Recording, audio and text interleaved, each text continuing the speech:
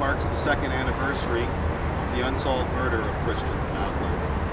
Kristian was a 22-year-old man. He had attended Centennial College, majoring in biotechnology, and was planning to go onto York University to further his education. Kristian was a well-loved son, brother, uncle, and a good friend. Hello everyone. I'd like to start by thanking everyone for coming today. My name is Krishanthi. I'm Kristian's younger and only sister. It has been 2 difficult years since we lost our beloved brother Kristian, and no one has come forward in this murder. We'd once again like to beg to the friends and family of the people that were there that night, and also to the community in general. Someone must know something, and we ask them to please come forward. Please give my family some closure. I want the parents, family, and friends of people that were there that night to ask themselves what they would do if the situation was reversed. And it was them standing up here, right now, pleading for their son's life. Sorry.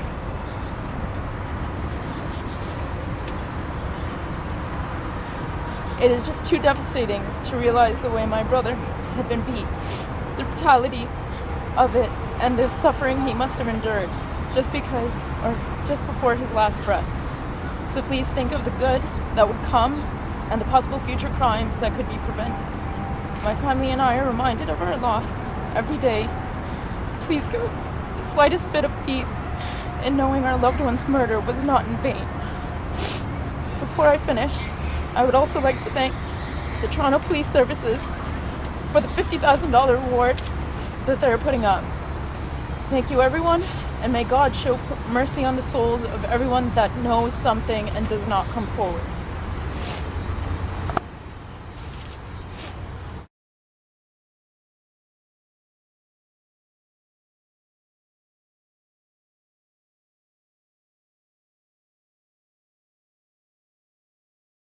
The investigation has revealed the following. On the evening of Friday, July 10th, 2009, Kristian and 5 of his friends had been right here in Glamorgan Park. They were having a good time, they were drinking, and they were playing a game of volleyball under the lights of the baseball diamond. There was another group of males playing cricket in the same area. Around 11 p.m. the lights went out in the park, and Kristian and his friends decided to continue their game under a light in the parking lot. The cricket players began racing their cars out of the parking lot. As a result, there was a brief confrontation between the volleyball players and the occupants of one of the cars. Things were said, there was a show of bravado on both sides, and then the car drove off. Kristian and his friends continued playing their game. Just after midnight, a group of 5 to 10 males approached the volleyball players on foot. Kristian and his friends went to speak to this group of males. A larger group of males then approached rapidly from the south, directly toward Kristian and his friends. This group was armed with bats and bottles. This group then attacked the group of friends. During the melee, Kristian was struck in the back of the head, and he fell to the ground. Some of Kristian's friends were also struck. The friends were able to flee, and the attacking group of males left the area. EMS and the police attended. Kristian was rushed to hospital. Unfortunately, he was pronounced dead a short time later. In the course of the investigation, members of the Homicide Squad have interviewed 25 people who were present at the time of the attack. No witness yet has provided information on who struck Kristian. However, anonymous information we have received indicates who is responsible. So there are witnesses who know what happened because they were there. They have been able to provide tips through Crime Stoppers and through anonymous letters with the details of the murder. These are helpful in providing direction to the Homicide Squad, the investigation. However, they do not provide evidence which is required for a prosecution. I am requesting those witnesses to come forward and speak to police directly. There may also be witnesses out there who have spoken to those who were present here at the time of the murder and have received details of the murder. We would like to hear from those people as well.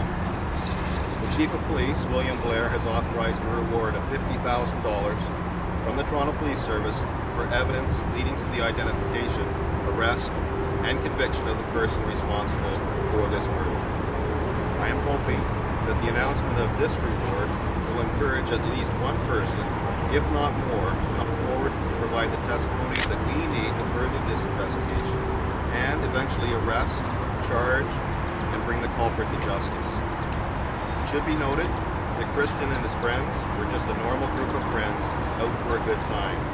They were not members of a gang, they did not have criminal records, they were employed and attending school and were in the process of starting their lives as productive adults in our society.